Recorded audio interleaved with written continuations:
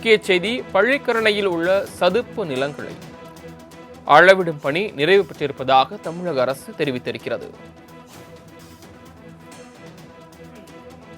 கூடுதல் விவரங்களை செய்தியாளர் கிருஷ்ணமூர்த்தி வழங்க கேட்கலாம்.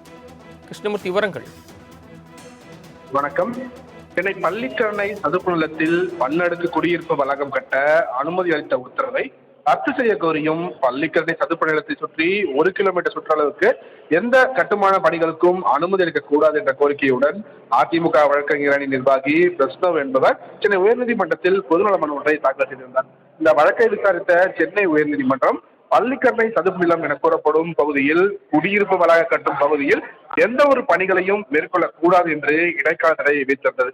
இந்நிலையில் இந்த வழக்கை தலைமை நீதிபதி MM ஸ்ரீவத்சவா மற்றும் நீதிபதி G அருள்முருகன் அடங்கிய அமர்வில் விசாரணையாக வந்தபோது தமிழக அரசு தரப்பில் ஆஜரான தலைமை வழக்கறிஞர் PS ராமன் உச்சநீதிமன்ற உத்தரவின் அடிப்படையில் பள்ளிக்கரணை உள்ளிட்ட அனைத்து மாவட்டங்களில் உள்ள சதுப்பு நிலங்களை செயற்கைக்கோள் உதவியுடன் துல்லியமாக அளவிடும் பணிகளை முடிவடைந்து விட்டதாகவும் இது குறித்த அறிக்கை உறுதி செய்வதற்காக அனைத்து மாவட்ட ஆட்சிகளுக்கும் அனுப்பி வைக்கப்பட்டுள்ளதாகவும் குறிப்பிட்டிருக்கிறார். மாவட்ட ஆட்சியர்களின் இந்த அறிக்கை பெற்ற பிறகு உச்சநீதிமன்றத்தில் அந்த அறிக்கை தாக்கல் செய்யப்படும் என்றும் தமிழக அரசு தரப்பில் தெரிவிக்கப்பட்டது. தமிழக அரசு தொடர்ந்த இந்த பதிவை ஏற்றுக்கொண்டு வழக்கின் விசாரணையை ஜனவரி 4ஆம் வாரத்திற்கு தள்ளி வைத்து தலைமை நீதிபதி அமர்வு உத்தரவிட்டிருக்கிறது.